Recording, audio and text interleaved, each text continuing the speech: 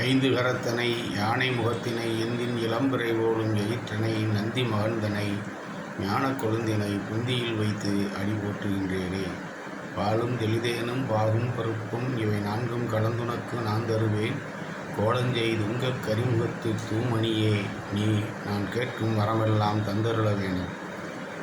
தாய் தந்தையர் திருவடி சரணம். சத்குரு பகவான் திருவடி சரணம். விநாயகமூர்த்தி திருவடி சரணம். 11 சித்தர்கள் திருவடி சரணம். சப்தமா மகரிஷிகள் திருவடி சரணம்.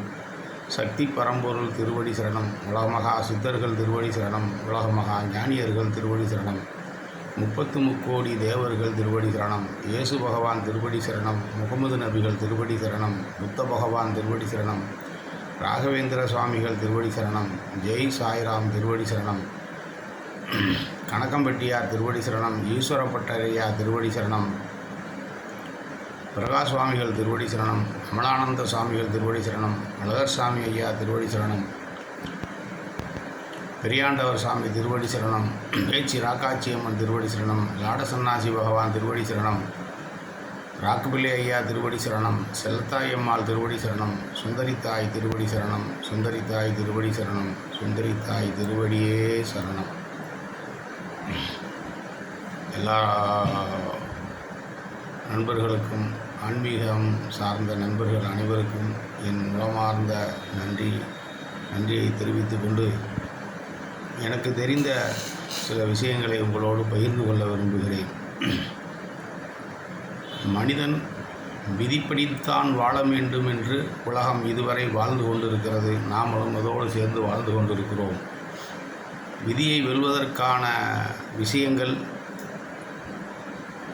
உலகில் இருக்கின்றனவா என்று தேடும்போது, படைத்த இறைவன் மிகவும் அறிவார்ந்த மிகப்பெரிய நிபுணர்.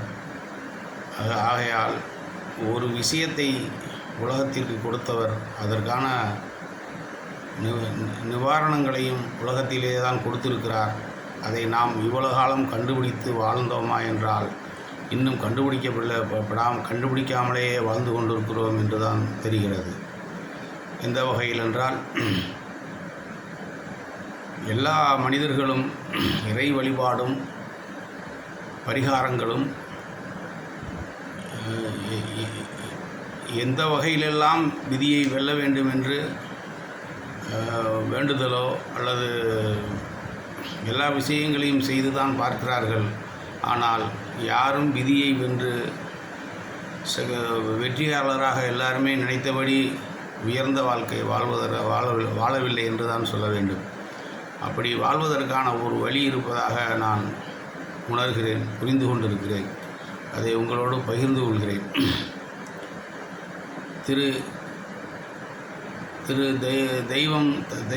தெய்வாம்சம் கொண்ட திரு MG ராமச்சந்திரன் அவர்களின் ஜாதகம் பார்க்கும்போது மிக பிரம்மாண்டமான ஒரு வெற்றிகரமான ஒரு ஜாதக அமைப்பு அந்த ஜாதகத்தில் இருப்பதாக தோன்றவில்லை. ஆனால் மிக பிரம்மாண்டமான உலகம் இதுவரை யாரும் அடைய முடியாத புகழை அடைந்து வெற்றிகரமாக வாழ்ந்திருக்கிறார்கள். அப்படி வாழ்ந்தவர்கள் எப்படி வாழ்ந்தார்? ஜாதகத்திலே மிக பிரம்மாண்டமான ஒரு அமைப்பு இருப்பதாக தெரியவில்லை. ஆனால் மிக பிரம்மாண்டமான புகழை இந்த யாரும் வெல்ல முடியாத அளவுக்கு ஒரு மாசை பெற்று வாழ்ந்திருக்கிறார்கள். எப்படி வாழ்ந்திருக்கிறார் என்று தேடும் பொழுது அவர் வாழ்க்கையில் முக்கியமான ஒரு விஷயம் செய்திருக்கிறார்கள். என்னவென்றால், 2 சிங்கங்களை 40 வருடங்களுக்கு முன்பாகவே எடுத்து வாங்கி வளர்த்திருக்கிறார். சிங்கத்தை வளர்க்கிற போது அவர் வாங்கி வளர்த்த அந்த நாளிலிருந்து அவருடைய நடைமுறைகளிலே மிக பிரமாண்டமான ஒரு வெற்றி கிடைத்திருக்கிறது. அப்படி கிடைத்ததை உணர்ந்தவர், இதில் ஏதோ ஒரு விஷயம் இருக்கிறது என்று அதன் மேல் அதிகமான பாசத்தோடு அதை வளர்த்து காலம் இந்த சிங்கத்தின் இறுதி காலம் வரை அதை தன்னிடமே வைத்திருந்து வளர்த்து இன்றும் அந்த ஆர்காட் ரோட்டிலே அவருடைய மாளிகையிலே அதை ரசாயன முறைப்படி பக்குவப்படுத்தி வைத்திருக்கிறார்.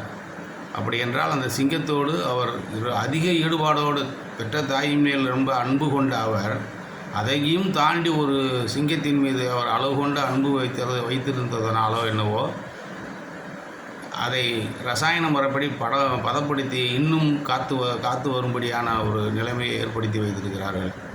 அப்படி இந்த சிங்கத்துக்கும் இவருக்கும் என்ன தொடர்பு என்று தேடும் பொழுது இவர் பவகர்ணத்திலே, இவருடைய டேட் ஆஃப் பர்த் படி இவர் பவகர்ணத்திலே பிறந்திருக்கிறார். பவகர்ணத்துக்கான மிருகம் சிங்கம். சிங்கத்தினுடைய குணம் தைரியவான், நன்னடத்தை உள்ளவர். அவர் அந்த வகையிலே மிகவும் நல்ல நடத்தை, தைரியமானவர் என்பது உலகமே அறியும். அப்போ அந்த சிங்கத்தினுடைய குணம், அந்த குணத்தோடே அவர் வாழ்ந்திருக்கிறார், அதை வளர்த்திருக்கிறார், வெற்றி கண்டிருக்கிறார். கர்ணத்தை இயக்கினால் வெற்றி அடையலாம் என்கிறது இதன் மூலமாக நம்மால் உணர முடிகிறது. எம்ஜிஆர் ஒருவரை மட்டுமே நாம் பார்த்துவிட்டு அதை முழுவதுமாக நம்பலாம் என்ற நம்பிக்கொள்ள முடியாது. இதே மாதிரியான இன்னும் பெரிய பெரிய வெற்றியாளர்களை பார்க்கும் பட்சத்திலே திருமதி ஜெயலலிதா அம்மா அவர்கள் யானை கரணம், கரசை கரணத்திலே பிறந்திருக்கிறார்கள். அவர்களுடைய டேட் ஆஃப் பர்த் படி கரசை கரணம் வெற்றியாளர் என்கிற குணத்தை கொண்ட கரணம். அப்படி அந்த யானையை அவர்கள் ஒவ்வொரு கோயில்களுக்கும் பரிசாக வாங்கி கொடுத்து கொண்டிருந்தார்கள். கொடுக்கும் பொழுது அந்த யானை கொடுத்த காலத்தில் அவர்களுடைய ஒவ்வொரு வாழ்க்கையில் ஒவ்வொன்றும் மிக பிரமாண்டமான வெற்றியை நோக்கி நகர்ந்ததை உணர்ந்தார்களோ என்னவோ தெரியவில்லை. யானைகளுக்கு புத்துணர்ச்சி முகாம் அமைத்து அந்த அந்த அந்த முகாமிலே கொண்டு போய் யானையை நல்ல முறையிலே பராமரித்து அதை செய்தார்கள். செய்த காலத்தில் அந்த மாதிரியான காலகட்டத்தில் தான், யானையை முகாம் கொண்டு போன ஆரம்பித்த காலகட்டத்தில் தான் தமிழ்நாட்டின் 38 தொகுதியையும் தனித்து நின்று பிரமாண்டமான வெற்றியை, இதுவரை எந்த கட்சிகளும் பெறாத ஒரு வெற்றியை தனித்து நின்று 38 தொகுதியை ஜெயித்தார்கள். இந்த வரலாறு வேறு எந்த கட்சியும் பெரிய இந்திய அளவிலே உள்ள கட்சிகள் கூட இவ்வளவு பெரிய வெற்றியை தனித்து பெற்றதில்லை. அப்படிப்பட்ட ஒரு அமைப்பு அந்த யானை கரணத்தை இயக்கியதால் அவர்களுக்கு கிடைத்திருக்கிறது. அதே போலவே சாண்டோ சின்னப்பா தேவரும் எம்ஜிஆரும் நெருங்கிய நண்பர்கள், அன்பார்ந்த ரொம்ப மரியாதைக்குரிய நட்பு, மிக பிரமாண்டமாக பேசப்படக்கூடிய ஒரு நட்பாக அவருடைய நட்பு இருந்திருக்கிறது. அவருடைய கரணம் கரசை கரணம், அதற்குள்ள மிருகம் யானை. யானைக்கும் தேவருக்கும் எந்த அளவுக்கு உறவு இருக்கிறது என்பது சினிமா பார்க்கும் அத்தனை நபர்களுக்கும் தெரியும். தண்டாயுதபாணி பிலிம்ஸில் முதல் ஆரம்பமே யானை பிளிரும். படம் முடியும் போதும் யானை பிளிரும். அப்படி தன் படங்களில் அனைத்திலும் யானையினுடைய அந்த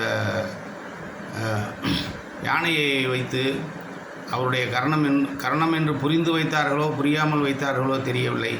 ஆனால் அந்த கர்ணம் போட்டதனால என்னவோ, கர்ண எம்பளம் போட்டதனால என்னவோ, அனைத்து படங்களும் மிக பிரமாண்டமான வெற்றியை அடைந்திருக்கிறது.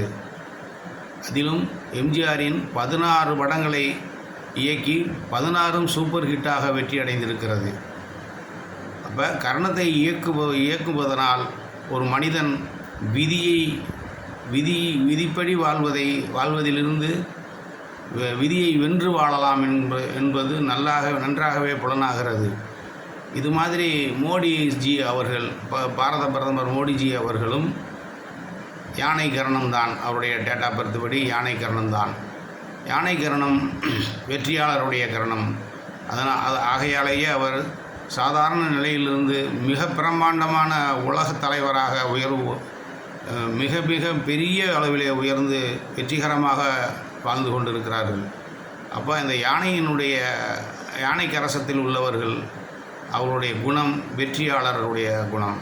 அதனால் ஆகையால் அவர் இவ்வளவு பெரிய உயரம் அடைந்திருக்கிறார் என்பது ஆச்சரியமான ஒரு விஷயம். அந்த கர்ணத்தை இயக்கியிருக்கிறார் என்று தான் தோன்றுகிறது. சமீபத்தில் தமிழ்நாடுக்கு வந்திருந்த பொழுது ஸ்ரீரங்கம் யானையிடம் அவர் மிகவும் அன்பாக அதோடு பேசிக்கொண்டு இருந்ததாக கூட சொல்லலாம். அந்த அளவுக்கு ஒரு நெருக்கமாக அதோடு இருந்து ரசித்து இணக்கமாக இருந்து விட்டு சென்றார்கள். ஒருவேளை அவருடைய கர்ணம் யானை கர்ணம் என்று தெரியுமோ என்னமோ தெரியவில்லை. ஆக ஒவ்வொரு மனிதனும் தன்னுடைய கர்ணம், ஒவ்வொரு மனிதனுக்கும் உள்ள கர்ணத்தை இயக்கும் பட்சத்தில் மிக பிரமாண்டமான உயரத்தை அடைய முடியும் என்பது இன்னும் சில எடுத்துக்காட்டுகள் அதற்கு இருக்கிறது. முகேஷ் அம்பானி அவர்கள் டேட் ஆஃப் பர்த்படி அவரும் கரசை கரணம்தான். அவருடைய பையன் ஆனந்த் அம்பானி அவர்களும் கரசை கரணம்தான். ஆகையால் மிக உலக பணக்காரர்கள் ஆகிவிட்டார்களா என்றால் அப்படித்தான் ஆகியிருக்கிறார்கள். ஆனால் அவர்கள் அந்த கரணத்தை இயக்கி இருக்கிறார்கள். உலகத்திற்கு இது தெரியுமா என்னன்னு தெரியும். ஆனால் ரொம்ப நெருக்கமாக எல்லாருக்கும் பரவலாக தெரியாது. அவர்கள் யானைக்கு தனிப்பட்ட ஒரு மலை ஏரியாவையே வாங்கி அதில் ஒரு 6-7 யானைகளை வைத்து பராமரித்து அதை வளர்த்து கொண்டிருக்கிறார்கள். அதிலும் ரொம்பவும் விரும்பி அதோடு இணக்கமாக அந்த ஆனந்த் அம்பானி என்பவர் அந்த யானையினுடைய வயது, யானையினுடைய பெயர், யானை பாகனுடைய வயது, அவருடைய பெயர், எவ்வளவு காலமாக இவர்கள் எங்கெங்கெல்லாம் இருந்தார்கள் என்பதெல்லாம் விளக்கம் சொல்லும் வீடியோ ஒன்றை நான் பார்க்க நேர்ந்தது. அதிலே அந்தளவுக்கு ஈடுபாடாக தன்னுடைய கர்ணம் என்று புரிந்துதான் அதை வளர்க்கிறார்களோ என்னவோ தெரியவில்லை. அப்படி வளர்ப்பதனால என்னவோ உலக நம்பர் 1 பணக்காரர்களாக உயர்ந்திருக்கிறார்கள். ஆக யானை கரணம் ஒவ்வொரு கரணத்துக்குள்ள யானை கரணமோ, சிங்க கரணமோ, புலி கரணமோ, ஒவ்வொரு கரணத்தையும் அவரவர்களுடைய கரணத்தை அவரவர்கள் இயக்கும் பட்சத்தில், அது சார்ந்த சில விஷயங்களை செய்யும் பட்சத்தில் அவர்களுக்குள்ள உணவு, அவர்களுக்குள்ள உடை, அவர்களுக்குள்ள ஆபரணம், அவர்களுக்குள்ள நெத்திப்பூச்சு, இது மாதிரி ஒரு 15 விஷயம் இருக்கிறது. அதையெல்லாம் முடிந்த அளவுக்கு அதை இயக்கும் பட்சத்தில் நாம் விதியை வென்று வெற்றிகரமான வாழ்க்கை வாழ முடியும் என்று நன்றாக உணர முடிகிறது. உலகம் தோன்றிய காலத்திலிருந்து வாழ்ந்து கொண்டிருக்கிற இத்தனை ஜோதிட ஜாம்பவான்களும் பூஜை புனஸ்காரம் பண்ணும் மிகப்பெரிய வல்லுநர்களும் பரிகாரங்களை செய்து கொண்டிருக்கும் இத்தனை நபர்களும் இதை உணர்ந்தார்களா என்று தெரியவில்லை. ஆனால் சத்தியமாக கரணத்தை இயக்கும்போது ஒரு மனிதன் முடியாது என்ற விஷயம் எதுவுமே இல்லை. அவனவன் துறை சார்ந்த மிக பிரமாண்டமான வெற்றியை அடைந்து வெற்றிகரமாக வாழ முடியும் என்று நன்றாகவே உணர முடிகிறது. நான் எனக்காக இந்த விஷயத்தை கண்டறிந்து எனக்கு பயன்படுத்தி கொண்டிருக்கிறேன். என் நண்பர்கள், சொந்த பந்தங்களுக்கு, உள்வாங்குபவர்களுக்கு அவர்களுக்கு நான் இதை பயன்படுத்துகிறேன். மிக பிரம்மாண்டமான வெற்றியை அடைகிறார்கள் என்பது சத்தியம். ஆகவே எல்லோரும் எல்லாமும் பெற்று தோல்வியில்லாத வெற்றிகரமான வாழ்க்கை வாழ்வதற்கு ஒரு அரிய விஷயமாக இது இருக்கிறது. இன்னும் ஆழமாக இதை சொல்ல வேண்டுமானால், ஒவ்வொரு மனிதனும் பல பிறவிகள் பிறந்து அதனுடைய முதிர்ச்சியாக மனித பிறப்புக்கு வந்திருக்கிறான். அப்படி அது புல்லாகி பூண்டாகி புழுவாகி அப்படியே பல்விருஷமாயின்னு வரிசையாக ஒரு பிறப்பெடுத்ததாக மகான்கள் சொல்கிறார்கள். அந்த வகையிலே நாம் ஒவ்வொரு மனிதனும் இதற்கு முந்திய பிறப்பின் அந்த மிருகத்தின் வாசனை நமக்குள் இருக்கிறது. மனிதன் பாதி மிருகம் பாதி கலந்து செய்த கலவை என்ற அந்த வாசகங்களுக்கு தகுந்த மாதிரியான ஒவ்வொரு மனிதனுக்கு பின்னாலும் அவன் போன பிறவியில் என்ன மிருகமாக பிறந்திருந்தார்களோ அந்த வாசனை ஒவ்வொரு மனிதனுக்கும் இருக்கிறது. இதை உற்று நோக்கி கவனிக்கும்போது ஆச்சரியமாக இருக்கிறது. அந்த பஞ்ச அங்கம் என்று பஞ்சாங்கம் இருக்கிறது ஜோதிடத்தில். அதில் லக்னம், ராசி, திதி, நட்சத்திரம், கர்ணம் இந்த வகையிலே மற்றவைகளை விட கர்ணம் என்பது ரொம்ப சுருக்கமாக 12 மணி நேரத்துக்கு ஒரு முறை கர்ணம் மாறுகிறது, நுட்பமாக இருக்கிறது. அப்போ இந்த கர்ணம்ங்கிறது நம்முடைய போன பிறவியினுடைய கணக்காக இருக்கிறது. அந்த கர்ணத்தினுடைய வாசனை நமக்கு இருக்கிறது, அது நன்றாகவே உணர முடிகிறது. அதன்படி நாம் போன பிறவியினுடைய அனுபவத்தின் சக்திகளையும் இந்த பிறவியில் நாம் இதுவரை வாழ்ந்து கொண்டிருக்கிற இந்த அனுபவத்தின் சக்திகளையும் இணைக்கும் பட்சத்தில் நமக்கு என்ன செய்தால் சக்ஸஸான வாழ்க்கை வாழ முடியும், எதை செய்தால் வெற்றி கிடைக்கும், எதை செய்தால் தோல்வி கிடைக்கும் என்கிற தெளிவான ஒரு அறிவு இயற்கையாகவே நமக்கு வந்து சேருகிறது. அந்த வகையிலே அடுத்து நாம் செய்யும் அனைத்து விஷயங்களும் வெற்றியாகவே அமைகிறது. வெற்றி பெற்று மிக பிரம்மாண்டமான உயரத்தில் ஒவ்வொரு மனிதனும் தான் இருக்கும் துறை சார்ந்து மிக உயரமான வாழ்க்கை வாழ முடியும் என்று நிதர்சனமாக சொல்ல முடிகிறது. எனவே எல்லோரும் கர்ணம் என்கிற இந்த விஷயத்தை பார்த்து அதன்படி எல்லோரும் எல்லாம் பெற்று வெற்றிகரமான வாழ்க்கை வாழ வேண்டும் என்று வேண்டுகிறேன். நன்றி, வணக்கம். அன்புடன் கரசை முருகேசன், மதுரை.